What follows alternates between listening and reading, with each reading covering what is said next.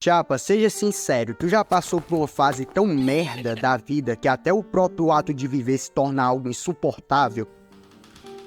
Pois é, Viktor Frankl explica sobre isso em um dos livros dele, Em Busca de Sentido, onde ele explica como ele conseguiu suportar a pior fase da vida dele. Durante a Segunda Guerra Mundial, ele e a família dele foram capturados e levados pra porra de um campo de concentração nazista. Após alguns meses em isolamento total, ele recebe a notícia que todos os membros da família dele foram de base. A partir daí, a vida de Viktor virou um verdadeiro pedaço de bosta, porque além disso, ainda tem as merdas que ele passava dentro da prisão. Desde espancamentos, até trabalho escravo, fome, até doença ele pegava porque o lugar era sujo, era podre. Depois de um tempo, na verdade bastante tempo, os presos resolveram fazer meio que uma sessão terapêutica. E aí, obviamente, um dos convidados era o Viktor, porque ele era um dos poucos presos que ainda tinha esperança de fugir daquela merda. Enquanto a maioria dos presos, uns 95% estavam tudo na depressão. E aí um dos presos simplesmente perguntou pro Viktor como caralhos um cara que perdeu tudo que tinha, tava na merda, conseguia manter a confiança no meio do inferno. E aí o Vitinho simplesmente falou o seguinte: até mesmo em momentos ruins existem brechas que podemos aproveitar. Existe uma liberdade que não podem tirar da gente. A liberdade interna. E aliás, de qualquer humano. A liberdade de escolher o que vai acontecer com você naquela situação. Mas enfim, entenda que o problema de você não conseguir lidar com situações ruins não é falta de coragem, não é personalidade distorcida e nem qualquer outra merda que você possa ter inventado na sua cabeça. O problema mesmo é a sua falta de consciência sobre como esse problema se manifesta dentro de você. Qualquer um que já tenha pensado nisso sabe que desde criança a escola te ilude para que você se torne um escravo da situação. Isso acaba gerando uma programação na tua cabeça de o ambiente decide o que caralhos eu sou. E no final, como resultado, nós temos isso daqui. Por favor, o que vocês estão fazendo não tem perdão. Não, por favor. Mas e aí, como nós, vítimas de um mundo fudido, podemos aprender a lidar com as fases ruins da vida? Bom, qualquer um que tenha bom gosto já deve conhecer a história do Batman. Porém, a maioria já deve ter se perguntado o que aconteceria se uma porra dessa acontecesse na vida real. Grande parte diria que esse menino se tornaria uma máquina de matar vagabundo. Só que o Vitinho discorda e diz que tudo dependeria da maneira de como esse moleque ia se reconstruir. Resumindo, quando algo muito ruim acontece na vida de um ser humano, a tendência é que o psicológico dele seja completamente destruído. Porém, a sua querida bola rosa chamada cérebro possui como objetivo principal a sobrevivência. E assim ele vai buscar uma maneira de reconstruir o seu psicológico. Vejamos o exemplo do Batman. O que caralhos esse menino fez depois que isso aconteceu? Após o trauma de perder seus pais, o menino Bruce ficou completamente desolado.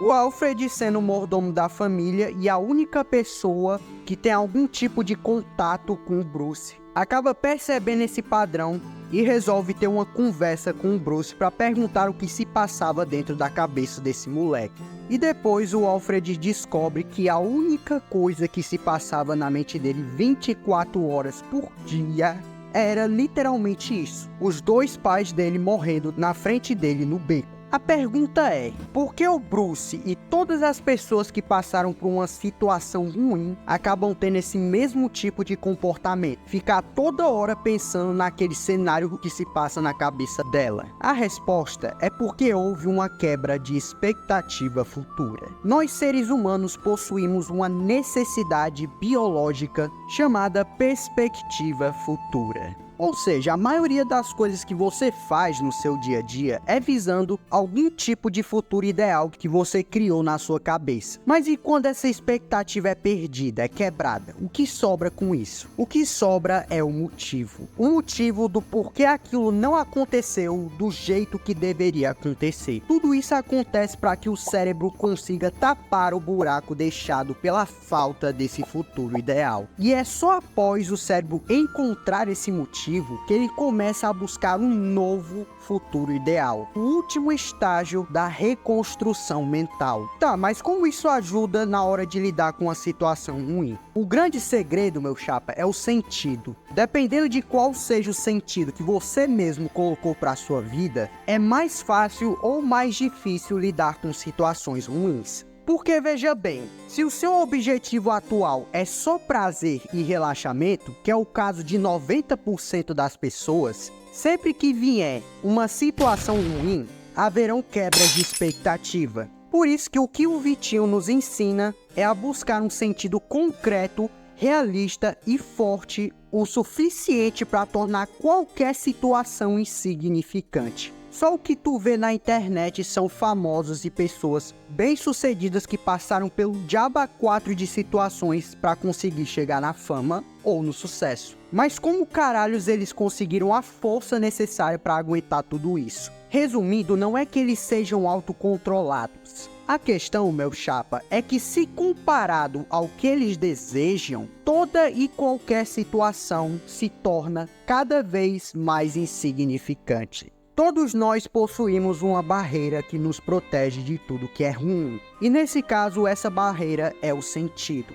Porém, quando o sentido é muito pequeno, qualquer problema, por menor que seja, vai quebrar. É isso que acontece com as pessoas que só vivem em prol do prazer. O sentido dela é muito pequeno para um problema muito grande. E como resultado, tudo acaba desmoronando e ela acaba se tornando escrava da situação. Porém, aqueles que têm um sentido concreto e realista, essas pessoas sabem que vai ser difícil. Elas sabem que elas vão ter que sofrer para conseguir isso. Por isso o sentido é concreto. Porque a realidade de que a vida não é um morango já está incluído no plano, no sistema. E como resultado, a barreira deles acaba ficando tão grande que acabam sendo poucos os problemas que realmente conseguem quebrar a expectativa dessas pessoas. E caso você esteja se perguntando, eu tirei todas essas informações do livro Em Busca de Sentido. E caso você queira dar uma lida nele, eu vou deixar o link na descrição desse vídeo. Se tiver afim, compra lá que você não vai se arrepender. E também ajuda o canal, então se puder me dar essa força, eu agradeceria muito.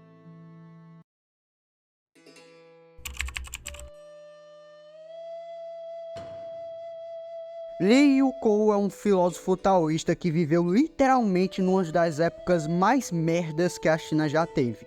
Que no caso foi a Era dos Reinos Combatentes, que só pelo nome você já deve imaginar a merda que foi. A China estava passando por um período de pobreza, de guerras e de intrigas políticas. Ele cresceu basicamente plantando numa horta, em uma pequena cidadezinha onde tinha pobreza e que o povo ficava se escondendo. Porém, mesmo em meio a tanta putaria, o Li acreditava que ele ainda assim poderia ser feliz de algum modo. E ele acreditava fielmente que poderia aprender a lidar com aquela situação. Para isso, ele viajou até o templo mais próximo e buscou o conhecimento do taoísmo. E depois de um tempo, não só ele ajudou a desenvolver ainda mais o taoísmo, como ele lançou uma série de biografias antigas. E o resultado dessas pesquisas é um livro que, meu chapa, com certeza você vai querer virar um monge depois que você ler esse livro. Nele ele escreve a seguinte frase: a verdadeira viagem não é sobre ir para algum lugar, mas sim deixar de lado o fardo e o peso que você carrega no peito. Aquele que consegue se dominar permanece em harmonia com o mundo. E quando isso acontece, não há mais nada que possa encher o saco dessa pessoa. Eu demorei algumas páginas de livro para conseguir entender completamente essa frase, porque acredite, ela não é tão simples assim quanto parece. Ela só faz mais sentido quando você entende realmente todos os contextos do livro. Aí sim essa frase faz sentido. Mas em resumo, ele diz que para você lidar com situações ruins, você primeiro precisa achar o ponto de equilíbrio entre a sua própria natureza e o mundo em si. Basicamente, enquanto a pessoa viver a vida dela com base em achismos, ela vai se fuder. E as pessoas de hoje em dia, meu chapa, são a maior prova de que essa frase tá certa. onde a felicidade dela está associada a uma coisa indeterminável. De acordo com Lee, quando você rejeita o ego, tu acaba sendo inerente a qualquer tipo de situação ruim, porque tu adquire uma coisinha chamada razão. Vamos ver um exemplo para ver como é que funciona na prática. Vamos utilizar duas versões do Kakashi, o Kakashi adulto e o Kakashi Kid, e vamos colocar os dois no seguinte experimento. Do nada o Kakashi ouve uma voz, e quando ele olha para trás, a pessoa que ele vê é o seu querido pai, Sakumo Hatake, que tá preso, vai morrer em questão de 1 minuto. Porém, o Kakashi escuta outra voz, e essa voz é simplesmente o Obito gritando porque ele foi capturado, e a Rin vai lá e tenta salvar o Obito. Porém, ao invés de ajudar os seus amiguinhos, o Kakashi resolve ajudar o seu pai, e nisso ele mete um Chidori na prisão. Resultado, Rin e Obito acabam morrendo ao mesmo tempo, e quando o Kakashi olha pro rosto de seu pai, na verdade é o Orochimaru, e mete uma facada no Kakashi. Resumindo, missão falida. Agora vamos trocar de jogador, dessa vez vamos usar o Kakashi adulto. Só que dessa vez era a voz da Rin, que estava prestes a ser morta por um dos bandidos da Vila da Névoa. Narutinho, retardado como sempre, parte pra cima do Orochimaru sem mais nem menos. Sasuke resolve tentar ajudar e a Sakura vai atrás do Sasuke porque é a Sakura. E quando o Naruto ia ser atravessado de uma vez só pelo bração de cobra do Orochimaru, o Kakashi entra na situação e dá uma bicuda na cara do Orochimaru. Depois ele pega a Sakura, o Naruto e o Sasuke e sai fora dali.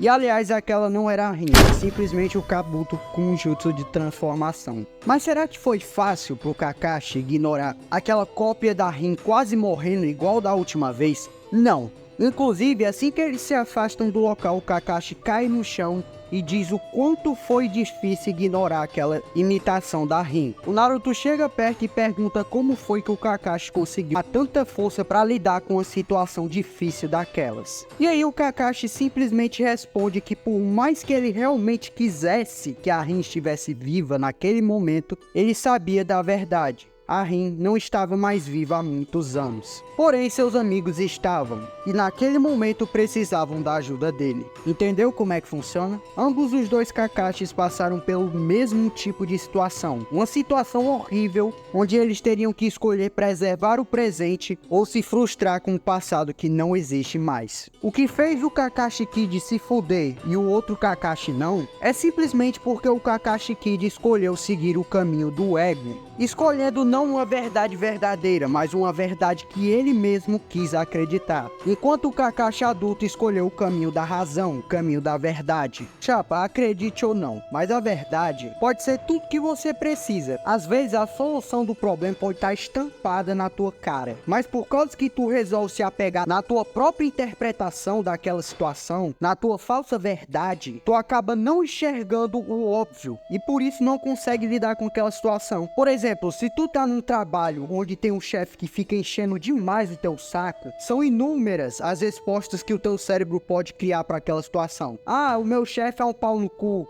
Ah, o meu chefe não gosta de mim. Ah, alguém contou uma mentira pro meu chefe. Por isso, ao invés de perder teu tempo tentando interpretar a situação, tenta buscar uma verdade que tu possa se apoiar. Por exemplo, fiz tudo certo, meu chefe encheu o saco. Desperdiçar energia com ele é inútil. E quando eu digo isso, não basta saber a verdade, você tem que aceitar a verdade. São coisas completamente diferentes. Quando você só sabe a verdade e não aceita, aquilo ali vai ser só mais uma ideia na sua cabeça. Agora, quando você sabe a verdade e aceita, meu patrão, o cara pode estar gritando no teu ouvido. Não vai adiantar. Aceitando a verdade de que tu não pode mudar a imbecilidade do teu chefe, tu consegue enxergar outras situações à parte que antes tu não conseguia enxergar por prestar atenção em um detalhe inútil. O problema de se agarrar na ignorância é que a ignorância só é capaz de criar mentiras. Quando tu passa por uma fase ruim e resolve tirar as próprias conclusões, ou perder teu tempo interpretando o que aquilo quer dizer, tu esquece do ponto principal: resolver o problema.